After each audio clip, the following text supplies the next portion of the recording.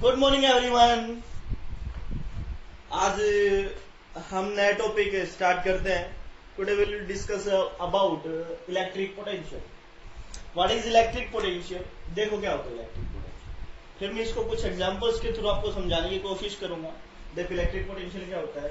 Electric potential at any point, क्या कह रहा है कि जो इलेक्ट्रोस्टैटिक पोटेंशियल है या इलेक्ट्रिक पोटेंशियल है at any point in electric field, क्या कह रहा है, जो इलेक्ट्रोस्टैटिक पोटेंशियल है वो किसी पॉइंट पे, किसमें, इलेक्ट्रिक फील्ड में, इन electric field is the amount of work done. वो क्या करता है, वर्क डन करता है। क्या करता है, वर्क डन करता है।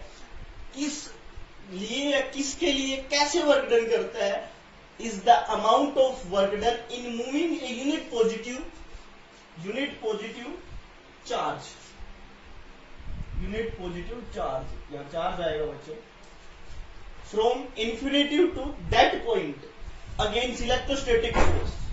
ठीक है, ये ना लिखो कोई बड़ी बात नहीं है। ठीक है, कि इलेक्ट्रोस्टैटिक फोर्स है वो किसी पॉइंट पे, इन electrostatic potential, electrostatic force, electrostatic potential at any point in electric field is the amount of work done. वो क्या करता है, अमाउंट ऑफ वर्क डन करता है। ठीक है ना, अमाउंट ऑफ वर्क डन करता है किसी चीज को मूव करवाने के लिए, पॉजिटिव चार्ज को इन्फिनिटिव से, वो इन्फिनिटिव पे रखा है, उसको इन्फिनिटिव से किसी पॉइंट पे लाने के लिए। मैं एक छोटा सा एग्जांपल देता हूं आप लोगों को, अगर समझ में आए तो बताना मुझे। ठीक है ना, कि मान लो ये एक स्कूल है या कॉलेज है,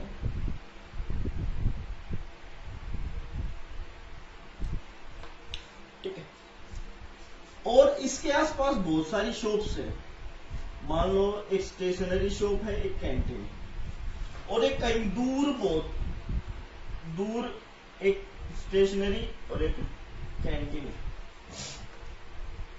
ये बताइएगा अच्छी कौन सी चलेगी इनमें से, अच्छी कौन सी चलेगी, जो कॉलेज के पास होगी वो अच्छी चलेगी ना। ठीक है, ये कॉलेज, उसके पास एक स्टेशनरी शॉप है, एक कैंटीन है, और एक कहीं दूर, बहुत दूर एक स्टेशनरी है और एक कैंटीन। तो सबसे ज्यादा अच्छी कौन सी चलेंगी, जो कॉलेज के पास होंगी, तो ये नहीं चलेंगी। तो इनको क्या करना पड़ेगा, अपनी शॉप्स को चलाने के लिए इन कैंटीन वालों को, इन शॉप्स वालों को क्या करना पड़ेगा, कुछ ना कुछ वर्क डन करना पड़ेगा। कैसा वर्क डन करना पड़ेगा, अपनी शॉप्स को यहाँ की बजाय कॉलेज के पास लेके आना पड़ेगा, मीन्स मूव करना पड़ेगा इनको इस स्थान से, और कॉलेज के पास आना पड़ेगा, मूव करना पड़ेगा। तो कहाँ रखी है, बहुत दूर रखी है, मीन्स बहुत दूर है, रखी की बात नहीं कर रहा हूं मैं, बहुत दूर है।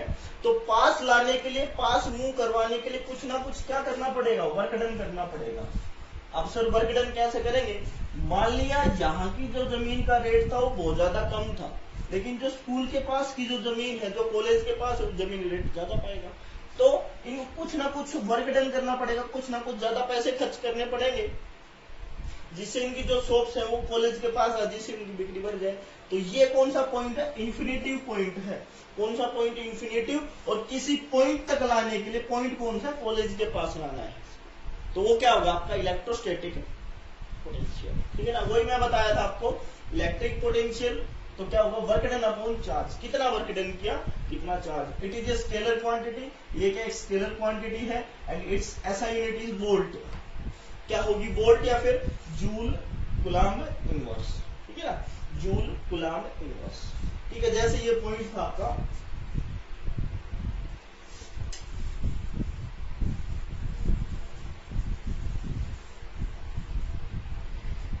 ये पॉइंट है इन्फिनेटिव, इन्फिनेटिव पे शॉप थी, किसी पॉइंट पे इन्फिनेटिव टू दैट पॉइंट तक लेके आने के लिए क्या करना पड़ेगा, वर्क डन करना पड़ेगा। ठीक है, कितना वर्क डन करना पड़ेगा, unit positive test charge work done करना, कि कितना चार्ज किसको करना। ठीक है, अभी नेक्स्ट पढ़ते हैं, देखिएगा electrostatic potential difference. Next topic है इलेक्ट्रोस्टैटिक पोटेंशियल डिफरेंस। आप लोगों ने 10th में पढ़ा होगा, पोटेंशियल डिफरेंस क्या होता है, इन दो पॉइंट्स के बीच का डिफरेंस। ठीक है, जिसमें हमें वर्क करना पड़े, किसी चार्ज को मूव करवाना पड़े, एक्सेलरेट करवाना पड़े, इस प्रकार से हम इलेक्ट्रोस्टैटिक पोटेंशियल डिफरेंस पढ़ेंगे। ठीक है, अभी क्या हमारे पास, it is the amount of work done, क्या है हमारे पास, अमाउंट ऑफ वर्क डन है, किस लिए, work done in carry unit positive test charge, carry करवाने के लिए किसको, यूनिट पॉजिटिव टेस्ट चार्ज को, विदाउट एक्सेलरेशन, एक्सेलरेशन की नीड नहीं होगी, उस चीज को हम एक्सेलरेट नहीं कर सकते, one point two another point against electrostatic field along path. बस यहां तक याद रखना आप लोगों, आगे कोई जरूरत नहीं है, किसके अलोंग, किसके अलोंग, पाथ के अलोंग, इलेक्ट्रोस्टैटिक फील्ड के अलोंग। ठीक है ना, अभी मान लिया वो था इंफिनिटिव था, अभी बात कर रहा मैं दो पॉइंट के बीच की, अभी बात कर रहा हूं दो पॉइंट के बीच की, कि कितना अमाउंट ऑफ वर्क डन करना पड़ेगा, कितना अमाउंट ऑफ वर्क डन करना पड़ेगा, किसी क्या, किसी को, किसी टेस्ट चार्ज को मूव करवाने के लिए ए पॉइंट से बी पॉइंट में। ठीक है ना, ये चार्ज हमारे पास क्या है, ठीक है, टेस्ट चार्ज मूव करवाएगा तो उसकी वैल्यू को फाइंड आउट करेगा। ठीक है ना, अभी वी बी माइनस वी है, भाई ये इनिशियल पॉइंट है और ये फाइनल पॉइंट है, तो क्या होगा, ये इनिशियल है, ये फाइनल है। ठीक है ना, तो कहां से आया है, इस पॉइंट से इस पॉइंट की तरफ आया है, ए से बी की तरफ आया है, तो क्या होगा, बी में से ए माइनस होगा और वर्क डन ए से बी अपॉन टेस्ट चार्ज, तो B minus A, sorry V B minus V A को क्या लिख सकते हैं, डेल्टा बी, कितना चेंजमेंट आया अभी इसके अंदर, वो डेल्टा बी लिख देंगे हम इसको, तो क्या जब delta B equal to W A B से अपॉन क्या नोट, इट्स डायमेंशनल फॉर्मूला क्या होगा, m1 L2 T minus 3 A1। ये कहने का मतलब क्या है, अगर हम इलेक्ट्रोस्टैटिक पोटेंशियल पढ़े तो उसको मूव करवाने के लिए, उसको वर्क डन करवाने के लिए इलेक्ट्रोस्टैटिक पोटेंशियल को हमें इंफिनिटी से किसी पॉइंट के पास लेके आना पड़ेगा वर्क डन को। ठीक है ना, लेकिन इलेक्ट्रोस्टैटिक पोटेंशियल डिफरेंस की बात करें तो उस वर्क डन को मूव करवाने के लिए, चार्ज को, टेस्ट चार्ज को मूव करवाने के लिए, कैरी करवाने के लिए किसी फिक्स पॉइंट से, फिक्स पॉइंट मान लिया ए और उसको दूसरे पॉइंट, फिक्स पॉइंट के पास लेके आना पड़ेगा, उसको क्या कहेंगे हम, इलेक्ट्रोस्टैटिक पोटेंशियल डिफरेंस। अभी नेक्स्ट टॉपिक पढ़ते हैं हम, हमारा नेक्स्ट टॉपिक है 1 वोल्ट। 1 वोल्ट को पढ़ेंगे तो आपको पता है तो क्या था, वर्क डन अपॉन क्या था, चार्ज, क्या 1 वोल्ट होगा पोटेंशियल डिफरेंस का, ठीक है, वोल्ट होगा, और 1 joule is equal to 1 coulomb, sorry 1 joule upon 1 coulomb, work done का क्या था जूल, चार्ज का क्या था कूलम। ठीक है, तो 1 वोल्ट लिख दो, 1 जूल अपॉन कूलम लिख दो, या फिर ये लिख दो जूल कूलम इनवर्स। ठीक है ना, अभी 1 वोल्ट को पढ़ेंगे तो 1 वोल्ट क्या होगा, when 1 joule of work done, क्या है 1 जूल ऑफ वर्क डन, कि 1 जूल वर्क को मूव करवाने के लिए पॉजिटिव या यूनिट पॉजिटिव लिख लो आप, यूनिट तो हो ही गया है, positive charge 1 coulomb from 1 point two another point. ठीक है ना, कि 1 जूल वर्क डन करने के लिए हमें किसी चार्ज को मूव करवाना पड़ेगा, कितना, 1 कूलम ऑफ चार्ज को मूव करवाना पड़ेगा।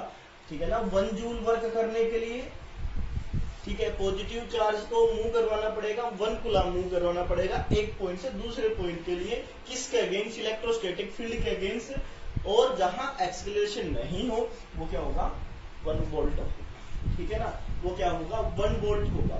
अभी next topic, electrostatic force are conservative, कि इलेक्ट्रोस्टैटिक फोर्स कंजर्वेटिव कहाँ होगा, कब होगा और कैसे होगा, तो वो देखिएगा, मैं डायग्राम के थ्रू भी समझा देता हूँ आप लोगों को।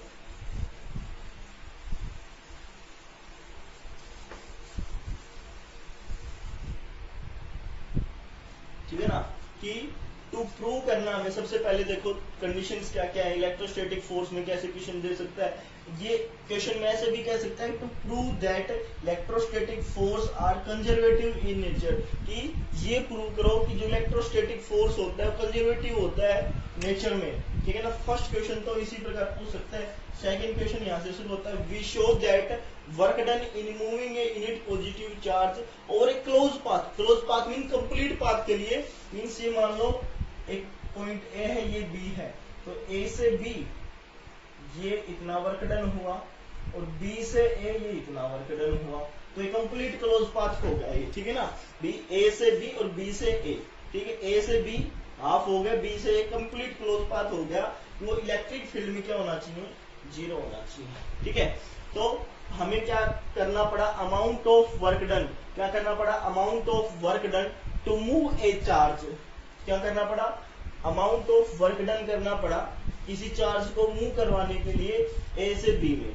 तो वर्क डन करेंगे कितना, ए से बी के लिए अपॉन क्या हो, तो पोटेंशियल डिफरेंस क्या होगा, बी में से V B minus V A, मैंने बताया था जहां से शुरू करते हैं और लास्ट तक जो होगा, मीन्स ये पोटेंशियल बी ए है, ये पोटेंशियल बी बी है, तो कहां से शुरू किया हमने, ए पॉइंट से खत्म कर दिया बी पॉइंट तक। तो कितना वर्क डन हुआ, वो बी बी में से वी ए माइनस कर देंगे, उतना वर्क डन हुआ। इक्वेशन फर्स्ट नाम दे दिया है, amount of work done to move a charge B to A, amount of work done करना पड़े किस चार्ज को मूव करवाने के लिए, बी से ए की तरफ, तो क्या होगा, डब्ल्यू बी ए अपॉन क्या हो, तो क्या होगा, V A minus V B. Equation first और सेकंड को जोड़ देंगे तो हमें क्या मिलेगा, नेट वर्क डन मिलेगा, क्या मिलेगा, नेट वर्क डन मिलेगा। तो लेफ्ट हैंड साइड ऐड हो जाएंगी, डब्ल्यू ए बी अपॉन क्या हो, डब्ल्यू बी ए अपॉन क्या हो, क्या होगा, V B minus V A, ठीक है, ये सारी कैंसिल हो जाएंगी, वैल्यू क्या आ जाएगी, जीरो। तो हमारे पास टोटल वर्क डन क्या आ गया, जीरो, नेट वर्क डन क्या आ गया, जीरो।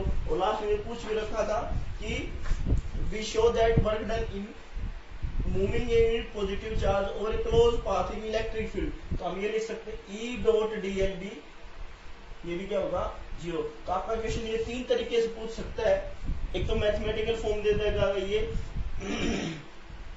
कि E dot DL is equal to zero क्यों होता है, क्योंकि हमने कंडीशन अप्लाई की है कि फोर्स आर कंजर्वेटिव होता है, ठीक है।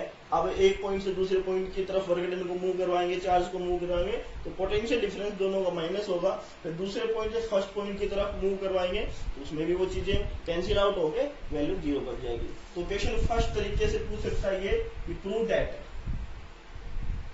दैट, सेकंड तरीके से पूछ सकता है प्रूव दैट, ठीक है, या ये कह सकता है to prove that electrostatic force are conservative force. बस आज के लिए इतना ही।